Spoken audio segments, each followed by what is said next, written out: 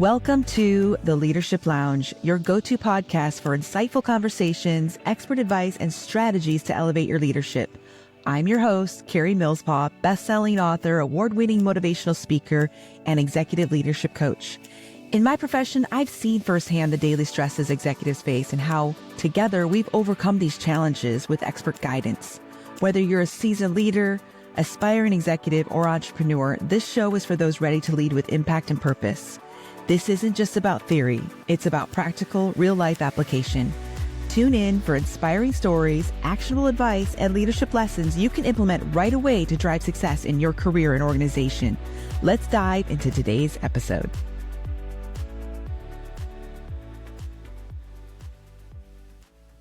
Hi, everyone. Welcome back to another episode of the Leadership Lounge. And today in my hot seat, I have Andrew Oxley. And before I go into the nitty-gritty of what makes him so reputable, what gives him value, what gives him accountability, and why I've chosen him to be in my hot seat today, I want to just reflect because I just did the interview before I record the intro, and it was very eye-opening. It was exactly what I needed in this moment of personal and professional life. His outlook was refreshing. He's got the best energy, just very empathetic leadership guide from the side kind of energy. And I learned a lot today. So if you're a personal development junkie like myself and you love personality assessments and other things like the DISC association or the DISC assessment or the Myers-Briggs, things of that nature, and you've taken them before as a leader or even in your team, and you're not sure like what they even mean, we're going to really take a fun, deep dive on the 4 frustrations in leadership. It really is eye-opening and how to categorize them, because sometimes it's just we need to put it in a box to know how to work through this. And as leaders, we sometimes need to have a point of reference when you're working with a teammate or an employee or whatever you call them in your organization, and you need to put them in that point of reference box. Like, oh, I know how to deal with a type of teammate, and I'm going to pull my reference of files in the A category over here. It's hugely helpful. Okay, you're going to love it. I'm raw, I'm real, I'm having my own aha moments in this actual episode. So live it with me. Let me go into the details though of who Andrew is. Okay, so I'm sitting down with Andrew Oxley, who is a recognized author, executive coach, and the founder of the Oxley Group, where he helps high-performing leaders and teams cut through complexity, boost performance, and scale results without burning out.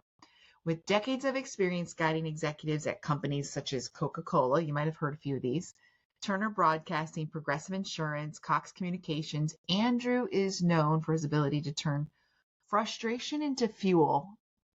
Isn't that cool? Frustration into fuel for real sustainable growth. In his latest book, The 4 Faces of Frustration, is a business fable that offers leaders a powerful roadmap to transform leadership strain into strategic advantage. Whether you're managing people, driving change, or feeling stretched too thin, Andrew's insight systems and signature no corporate BS approach will give you tools to actually you can use starting today, right? So please help me welcome Andrew. Hello there, Andrew Oxley. Today in my hot seat of the Leadership Lounge, I've got an amazing leader in front of me who's part of the Oxley Group, and he is an author. There's just so much fun things. I've been thinking about interviewing him all morning. I've got my questions over here. So you are in the hot seat, Andrew. Welcome. I love the hot seat. Thank you for having me, Karie. I love it. So I like to always kind of go back. I think it's important to know who we're even listening to. Like, how did you get here? Kind of give us a short version of that journey. Why leaders? Like, why leadership? It's such a fun platform for me, but I want to know why you chose it. Yeah. Well, I wouldn't say I chose it as much as it chose me. I actually had a very circuitous route to where I am today. I actually studied engineering in college.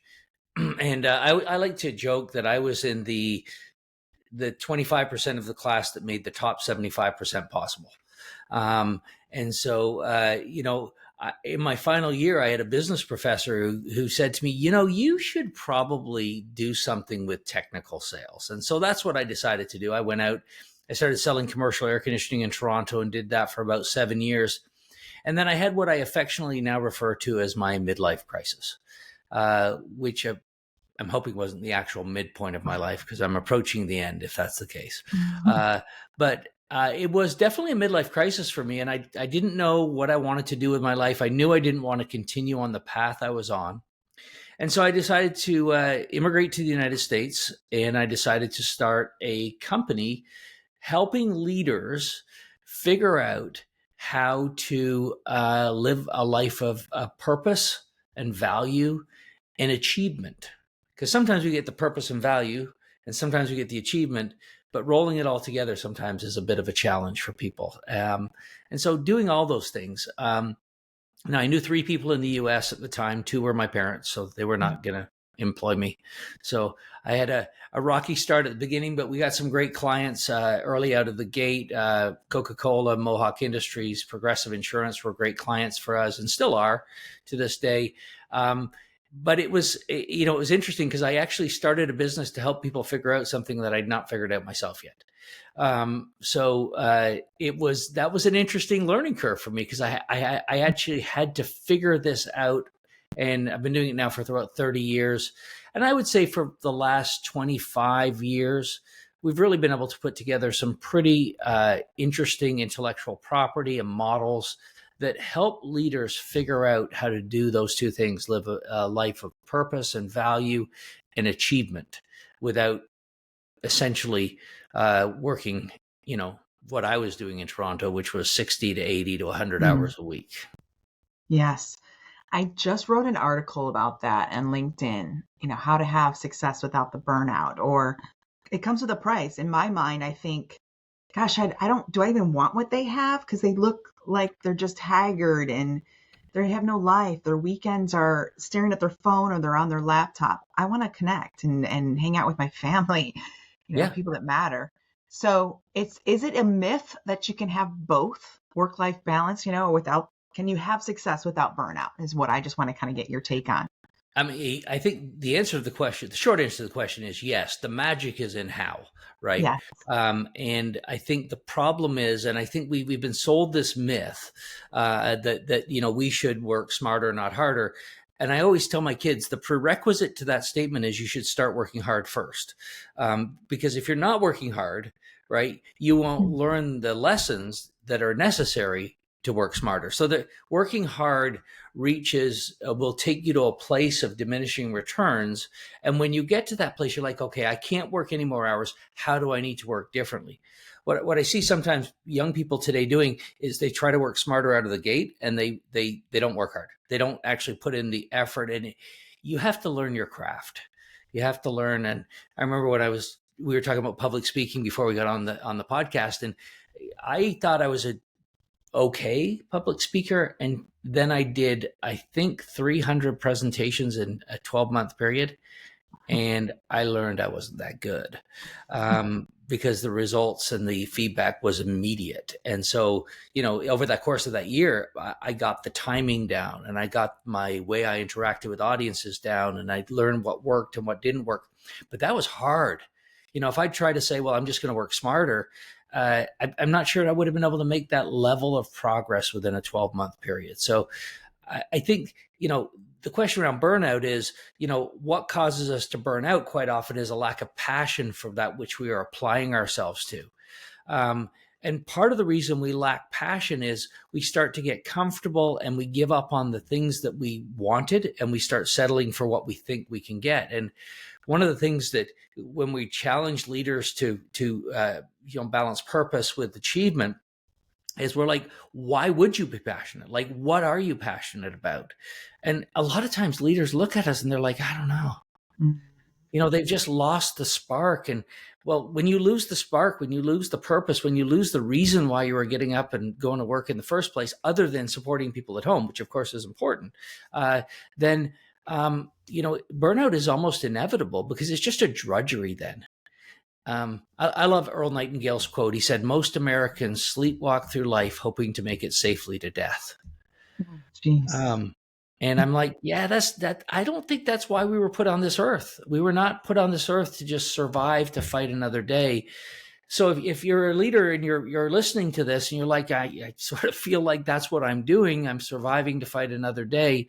You know, at some point you have to stop asking yourself, what incremental changes do I need to make, and like what really needs to change. And when you settle on that, you won't know how to do it. But that's the point. That's, it's not the questions you have the answers to that are going to move you forward. It's the questions you don't have the answers to. Yes, and having that natural curiosity to figure it out. That's how you're going to grow. It's so true. It goes back to the why. Why did you start in the first place? Why did you choose this profession? And sometimes we just have to backpedal to get to that root cause again and find it, that flame, and just like ignite it again. Nothing is more powerful than inspired action. When you have something just burning inside of you. I've done it. I've written books where I'm up all night long. I don't want to stop. I'm in that flow. I'm in that zone. Yeah. And you're like, did I even eat today? It's just, that's a whole nother type of passion. And it goes back to the why every time. It points us back to that. And I do agree with you. With the executives I work with, they're just getting up, going through the motions half-heartedly. This almost like they're just robots at this point. They're all turned into AI robots, unfortunately. But in the tech industry, we joke about it. But it's sad to say you almost have to take some backpedaling to get to that why again. And once you see it, and that person comes back to life again, like, oh yeah, or I'm saving for this trip. This is why I'm putting the hours now, or I'm building this business now because it's going to give me freedom later. And, it's just forgetting that in the moment. I love that reminder. So I love your book title, The 4 Faces of Frustration. Can you tell me what those faces are? And is one of them mine? I'm just kidding. Yes, without question. And I'm going to describe them, and I'm going to ask you what you think you might be. But so years ago, we were working with all sorts of different assessments and ideas around how to communicate more effectively, because leadership truly is all about communication. And, I read some years ago, that the quality of your life is based on the quality of your relationships, and the quality of your relationships is going to be based on the quality of your communication. So how do we communicate more effectively? Now, the problem is I always know what I mean. Like, I always know what I'm trying to say. The problem is, does the person I'm talking to know? And am I doing things that are damaging the relationship, damaging my ability to communicate effectively? And I found that that's quite often true for leaders, because we don't necessarily communicate the way that the person wants to be communicated with. We communicate with what's comfortable for us, right? So the most immediate example is pace, right? So do I communicate really quickly or really slowly? And if we don't match pace, that's an immediate break in rapport for people. And the world is, pretty evenly split on this. So you have a 50-50 chance of pissing people off on the pace question, right? So we were trying to figure out, well, if I'm going to do this effectively, I have to be able to ascertain relatively quickly in moments that matter what the communication style of other people is. And so we started looking at this and working with clients, because the great thing about what I do and what you do, of course, we get to test stuff out.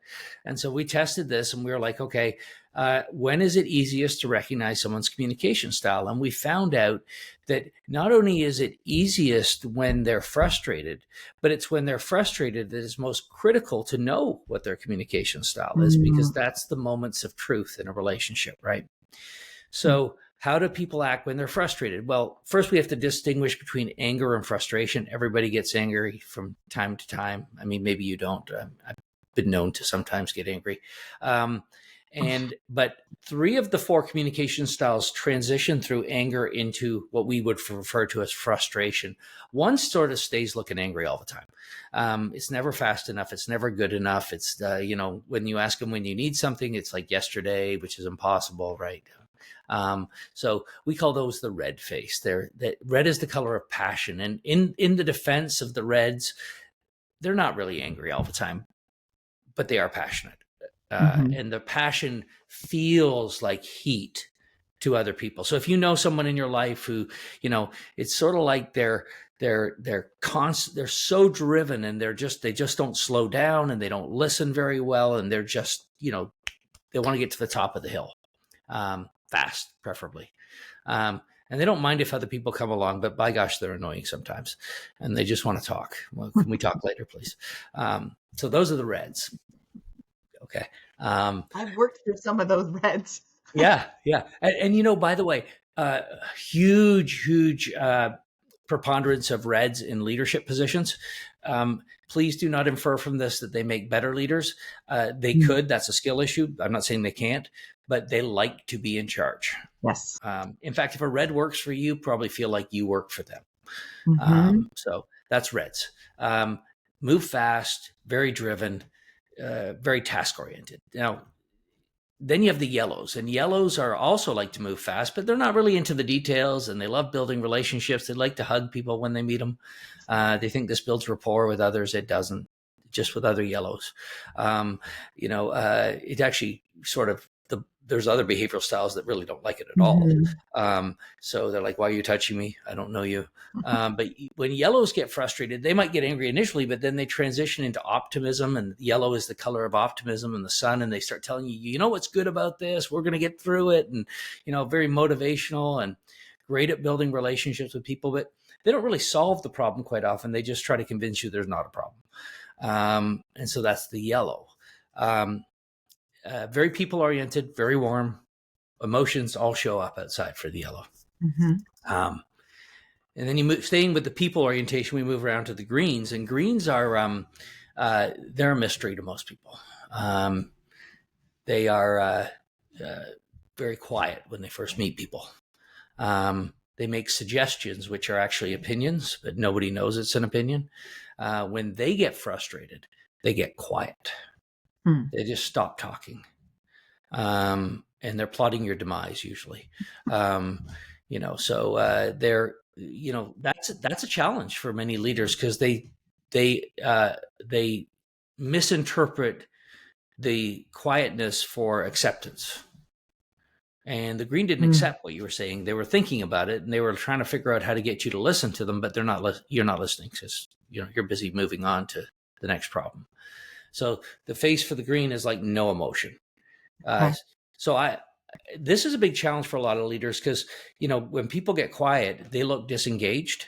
And so, we complain as leaders that people are not engaged. And the biggest group in any company are greens. They're 34% of the general population. The longer an employee has been at a company, the more likely it is that they are actually a green.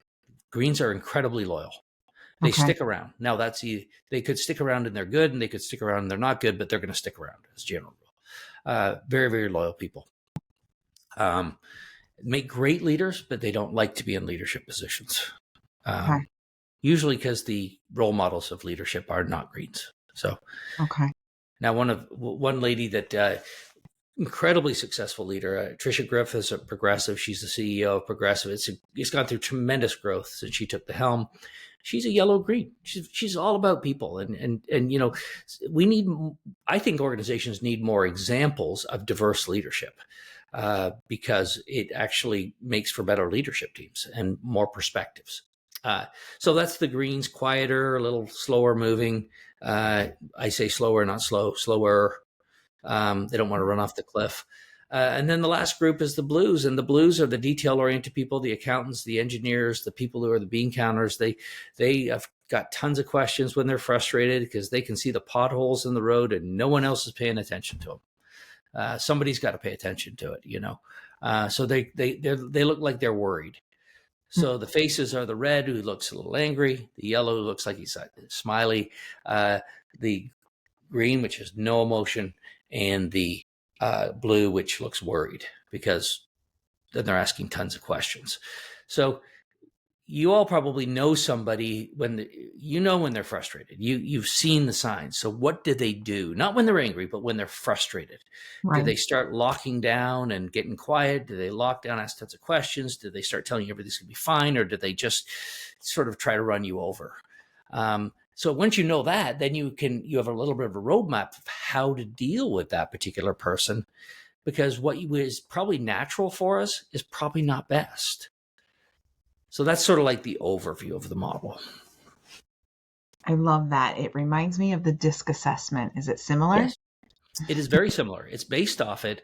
But what we found with DISC was that most people, when they do a DISC assessment, they sort of find out, well, I'm a D, I'm an I, I'm an S, but they're never taught what to do with that. Right. Or I'm a golden retriever, or I'm an owl.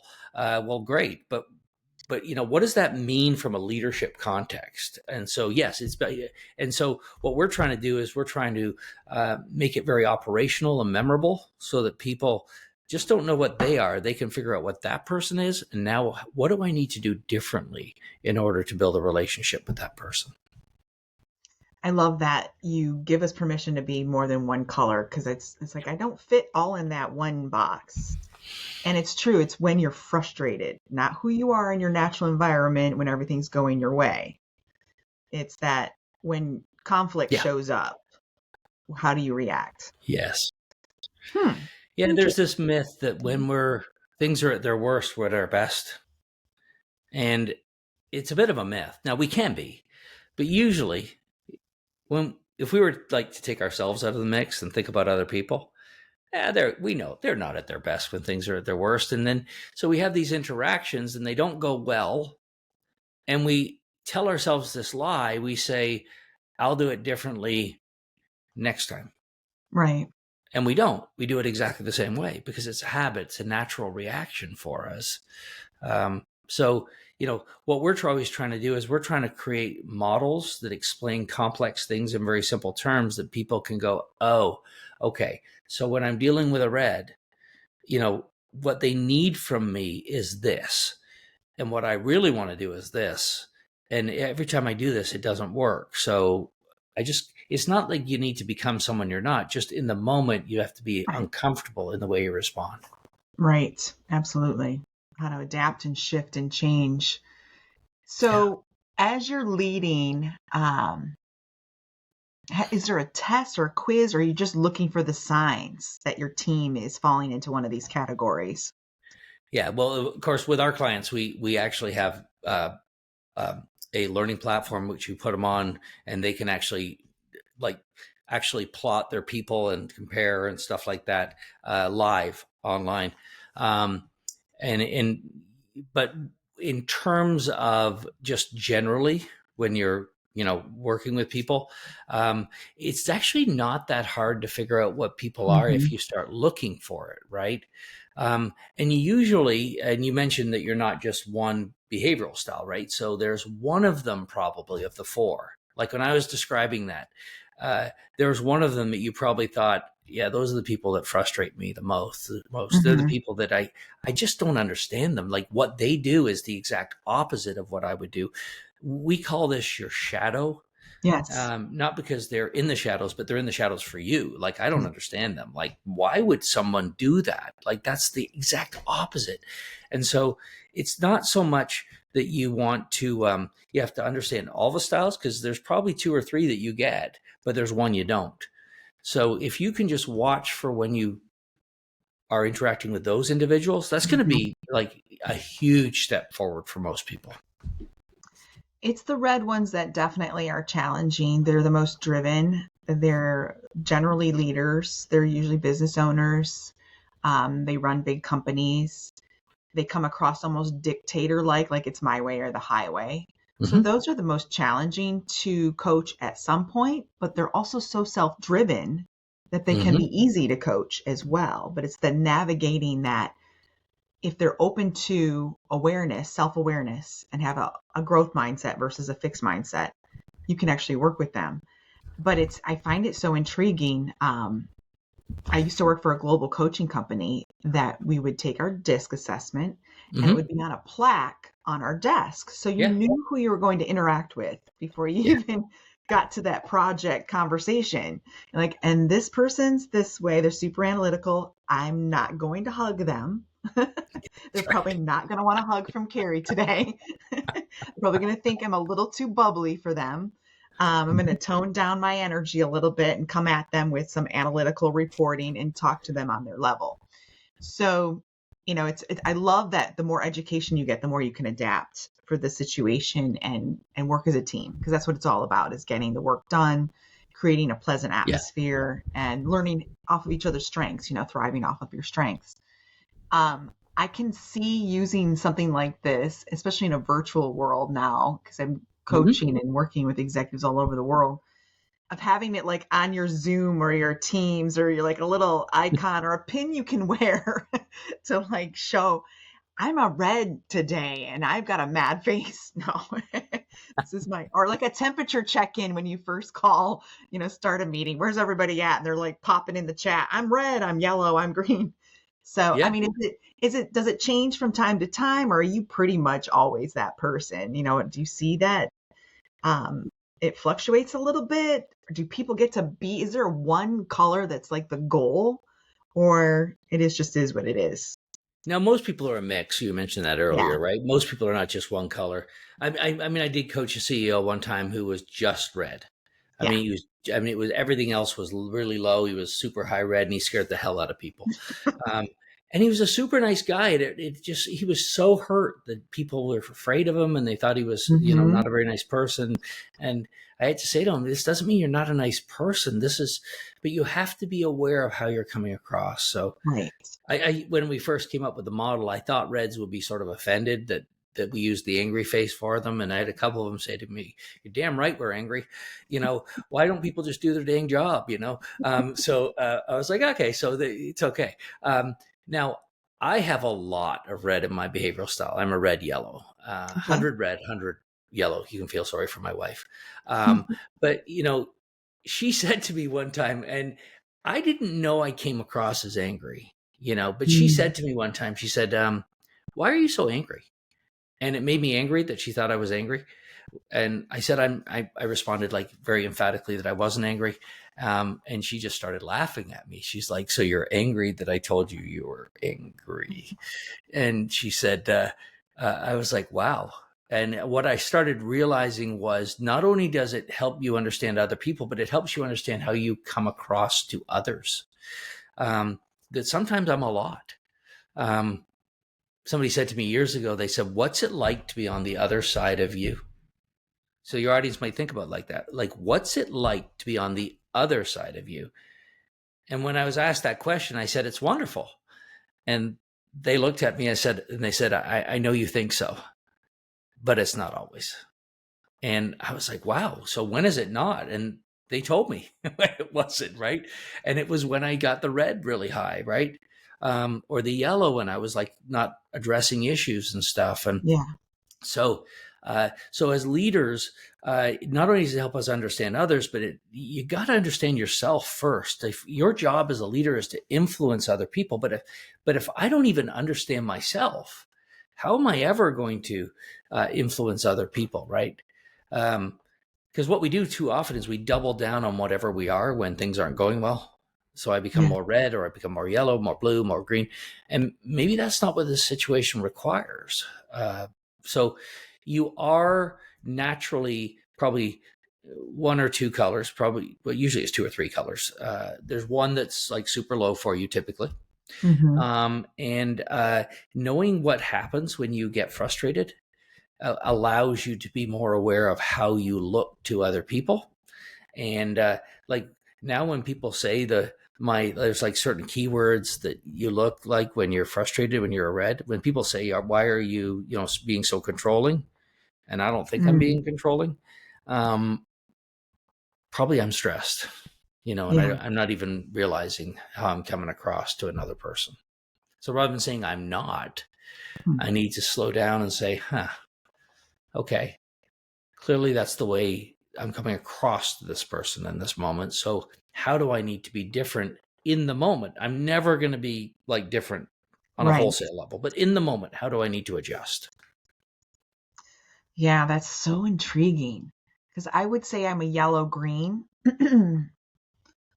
And with sometimes there's a red that pops up, and it's that painful trigger or something that just is a no, don't cross that line zone, and the red will show up. She will come out and she's scary. She's got horns. So interestingly about greens, I had a client years ago who he was, we were doing this session, and he said, yeah, greens are stamp collectors. And I said, really? What do you mean by that? And he said, well, we have a sheet with your name at the top of it. And when you piss us off, we put a stamp on the page. We don't necessarily say anything about it, but when the whole page is full, you're going to hear about the whole dang page. And see, what everyone else does is they respond to the last stamp and they said, but all I said was this. And it's not about that. It's about all this stuff that's been happening. And so now in that brief moment when the green responds because the page is full, they look like a red. But they can't maintain that level of intensity for long, and they start feeling bad that they blew up, and they go back to collecting stamps again because it doesn't work when I try to tell people how I really feel. Now, I'm not an advocate of stamp collecting. It's not a good thing, but I think what I have found, and this is for your non-green leaders on the podcast, we often accuse people of being passive aggressive. Mm-hmm. I would just challenge you that quite often, not always, but quite often, passive aggressive behavior is caused by very strong leaders and their employees don't feel like they can talk to them. Right. There's not a safe space. So emotion that is not expressed doesn't go away. It subverts and usually shows up in passive aggressive behavior. So if you're seeing passive aggressive behavior from your team, it doesn't mean it's okay. But maybe the first person we need to check in the mirror with is ourselves and say, is it possible that the way I'm leading this team is not creating enough space for them to actually tell me how they're feeling? Because what we do quite often is a green comes up and tells us how they feel, and we say, you shouldn't feel that way. It's going to be fine. Don't worry about it. Well, that doesn't change how they feel. Now they just feel like they can't talk to you about how they feel. Right. Yep. You just suppressed it. Yeah. It doesn't help anybody. That's a beautiful visual. Thank you for that. That was helpful in so many ways, not just professionally, but personally and everything in between and raising kids. I think that applies for everything across the gamut. It does. Because as leaders, I always say we're not just leaders in the workplace. We're leaders at home. We're leaders in, our environment, in our community. It's something that you just embrace. It's your lifestyle. So yes, all the tools we learn can be applied and cross-pollinated everywhere. I love that. I'm digesting what you just said. So this book, is it available on Amazon? I mean, where can I get it? And why is it written in a fable format is another question I have for you. Yeah, so it is available on Amazon. Okay. First of all, there's another way you can get it. We'll talk about later. But the reason I wrote it as a fable is, and you can't see all the books behind me, but I've got like hundreds and hundreds and hundreds of business books obviously for the same reason you probably have tons of books. Because I don't love reading like nonfiction. I actually do it because it helps me serve my clients better. But most of them are so dang boring. And if you ask most people, did you read that book? They're like, well, I read the first part of it. And then I think I got the general gist of what was happening. So I put it on this, but we want to have the book on our shelf, right? So one of the very first books I read was a book by an Israeli, I'm forgetting his name right now, but anyway, it's called The Goal. Okay. And it was written as a fable. And I loved the book. And I read the whole book and I was like, and I love the concepts in the book. So I thought, well, when I'm going to write this book, I want to write a book that is easy to read, but has the lessons embedded within the story. And so that's why I chose a fable. It's a super easy read. And it's about a guy who takes over a company, and he's like super excited that he's got this promotion. And then he realized that he was given the job because no one else wanted it, essentially. And he's got 4 direct reports. And as you might gather, one of each of the faces is present in his direct report group. And he's got to learn how to manage them differently. And that sometimes what looks like either disengagement or combativeness is actually just that person being frustrated. And that doesn't mean it's okay, right? But how you respond to it is different depending on what's actually happening. And sometimes we respond in a way that amplifies the problem rather than solves it. Isn't that the truth? It's like adding gasoline to the fire and it just makes it worse. I like the fable. I'm actually exploring something new and looking into writing a children's book. And I'm doing it kind of a similar storyline using animals instead of character. Those are my characters where I think children can go. oh, Timmy the turtle, or Patches the puppy. And it's about attachment styles and relationships, of course. And I think it's helpful for kids to understand their emotions early on, because what we're Mm-hmm. looking at, what you and I are doing later, is we're dealing with adults that haven't dealt with the stuff from age 7, 8, 9, and so on. And it's showing up in their leadership patterns, their career, their relationships, and so on.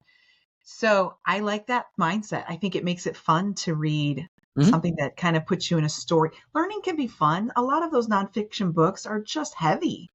That's why we didn't finish them, Yeah. Yeah. but And, we want them on our shelf. It's like a badge of honor.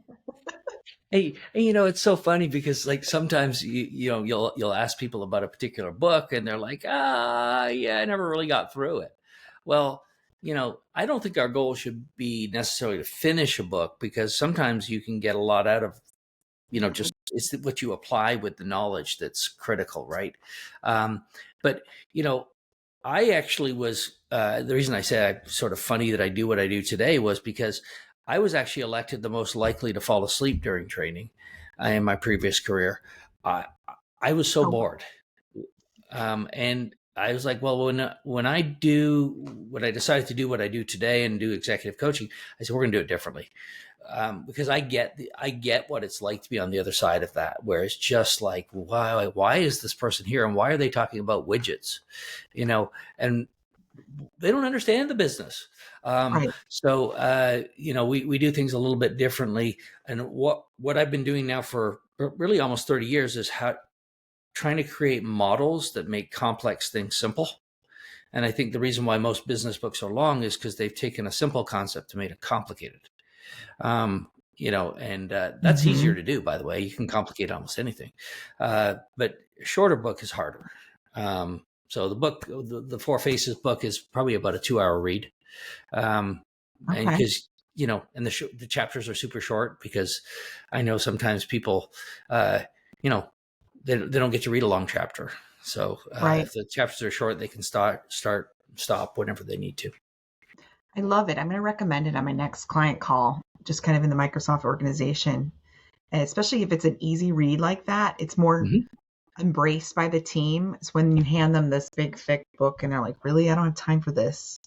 If Right. it's something that's quick and bite sized, it just has a better outcome overall and Yeah. embraced. Very Agreed. cool. I want to just kind of shift gears a little bit here before I let you go. You talk about, we've got the communication style, the Mm-hmm. frustration pieces. Yeah. What do I get to do as a leader? Do I embrace it, and do I introduce the book to the team? Or do I just keep all this knowledge to myself? I'm like, oh, red faced person, this is when I'm gonna go in this direction, and try to pour some water on that fire a little bit and calm that person down? Or do I just accept them for who they are and embrace them for who they are and work around it, navigate it? What's the best direction? Because this is very helpful. I love this type of content. Yeah. I think when we work with teams, what we find is most teams are not teams. They're a collection of talented individuals that work on projects together. Um, and we look at other people. Well, one of my favorite things to do with new leaders is I'll say to them, so are you ever frustrated by people that you manage now? And you think, I would never have acted that way. Why would they do that? Mm-hmm. Um, and they're like, yeah, and I'm like, well, you know what the problem is, right? You think you're normal. And they're like, well, you mean I'm not? I'm like, well, I'm not saying you're abnormal, but I'm saying normal is a statistical reference to something that's more likely to occur. And in leadership, there's no such real thing as normal. Just because they don't respond the way you would like them to or the way they should, it doesn't mean it may be normal for them not to. It doesn't mean it's acceptable or okay or expected or what we want. But when you make it abnormal, then you make them wrong. And when you make people wrong, they become defensive, right? Mm-hmm. So what we really want to do is open people's minds. And what I found is the way to open people's minds is with a chisel, not a hammer. And so, when you give them a book like this and then you talk about it and say, so what style do you think you are? Um, and they're like, I think I'm this person. And like in the book, we go through, the characters have their foibles, their weaknesses, and their strengths. They're like, so it's easier to hang a difficult conversation off the fact that, hey, you're a yellow. And in the book, some of the challenges with yellows are these. Do you think those are ever challenges for you? And it's easier for people to read them and go, yeah, I could sort of see how that might be the case, because they actually came to that awareness themselves rather than me telling them, you have an issue with this. What most people do then is they become defensive. And when you become defensive, all learning ceases. And when learning ceases, long-term behavior change goes away. And then leaders become frustrated because I keep having to have the same conversations over and over and over. So what I've done with teams is, and it doesn't need to be this book, whatever book you read, like, don't just give them the book. I mean, talk about it with them. Right. Which character, in this case, what character you most identify with in the book? And which one is the one that you think that's the person I probably have the most challenge with? And I love that it's not a right or wrong or normal or abnormal. This is who I am. This is how I'm wired. For whatever reasons, life has patterned and shaped me into this person who you see. And how can I be better, shift, or change? And I love that just that room and fluidity to grow and change. I think that's the big part of working with the team. Again, not pointing fingers like, oh, this person's this, and now we're all going to gang up on the red faces.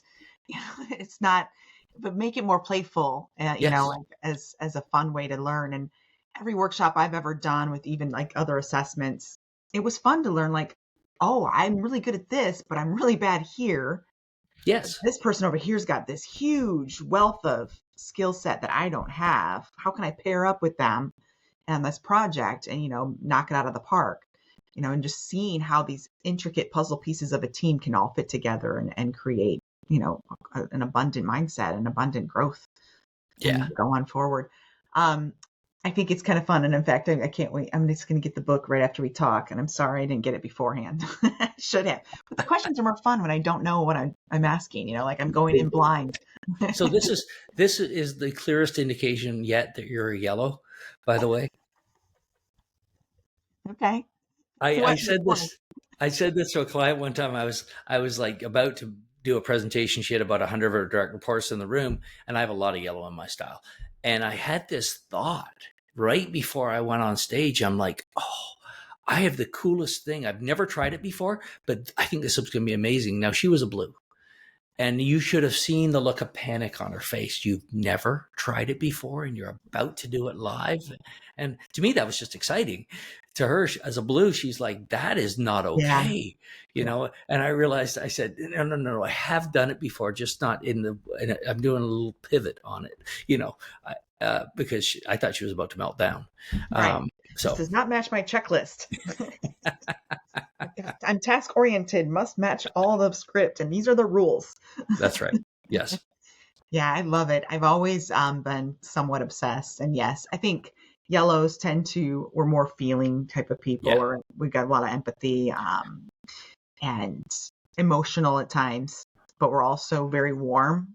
Mm-hmm. But we can be a little too positive. I think working in the coaching industry for almost 20 years now, that I've learned to balance. Okay, Karie, it's like, get the reality in here, get the logic. Things aren't adding up. As much as you want to have a positive spin on this, let's get some, structure in place. The blueprint's not matching your mindset over here, or the track record or the KPIs or whatever we're looking at the moment. Yeah. So it's good. It's self-awareness is key. I agree with you 100%. You cannot learn about others until you first look in the mirror. You just cannot. You have to understand yourself first and then step forward. Working with the team. It's huge. So as we kind of close, I want to talk about just a little bit about the things that you offer. Yes. How people can work with you. We already know where to get the book. Mm-hmm. Kind of give me how do you even work with clients? How do you land at Coca-Cola? Just coming out of the gate, just moving to America. No, I'm just giving you a hard time. Yeah. That's impressive. Well, the progressive one was actually the one that's the clearest line. When I mentioned I was doing all those presentations one year, I had I did this presentation one night, and I got a call the next morning from this young lady, and she said, "Hey, would you like to come talk to Eric Neely? He's the head of progressive for the state of Georgia." And I was like, "Sure." I said, "But how'd you find me?" She's like, "I was in your presentation last night." So she was a part-time realtor, and she was his assistant. She went into work all excited the next day. "You got to talk to this guy. I know you got all these performance issues." So we went in and we did what we always do when we work with large organizations. We want to know what performance metrics would change if leadership improved. And so, because he said, "I want leadership," and I'm like, "Why?" And we talked about timeliness. We decided we would measure timeliness as part of the success of the process, and that led to a series of engagements in the state of Georgia, Maryland, Kentucky, all these different parts of progressive. And then we started working nationally with progressive, and so it really, that's why I said the hard work always precedes being lucky. Right. I could have called on progressive till I was blue in the face and probably wouldn't have made a difference. Right now, once you start getting a pedigree of people you've worked with, then other people want to talk to you because you can point to those people. But our leadership process, which is our core leadership development program, we do it in 3 ways. We do it in a cohort format, either internally with companies, or if an entrepreneur wants to come and attend themselves, they can come and attend that particular program, just 1 or up to 3 of their people in a particular cohort. We do those probably 6 or 7 times a year. We do those cohorts. Sometimes we'll do one-on-one coaching. I try not to do too much of that, but we do some one-on-one coaching with executives, just because it takes a lot of time. And then we do, strategic planning with organizations as well. So you'll see the 3 levels of how we work with organizations. But what I've found is that, and you probably found this too, Karie, like for us, we'd rather give away a bunch of stuff first, and let people like test drive what we do. And so we have a workshop we do, for people who want to know more, or if they don't even want to know more, they just want to have some free training, because if I always figure if they go through that workshop and then they want to talk to us, they're at a much different place. They understand the core concepts, which we teach, the models, some of the models that we're working on, and they're much more self-aware about what they'd like to accomplish. And so we do those workshops. They're completely free. And when people register for the workshop, we give them the book as our gift to them. So you can order it on Amazon. Love that, but if you're interested in knowing more, if you sign up for the workshop, we'll just mail you the book for free. And that's our gift to you.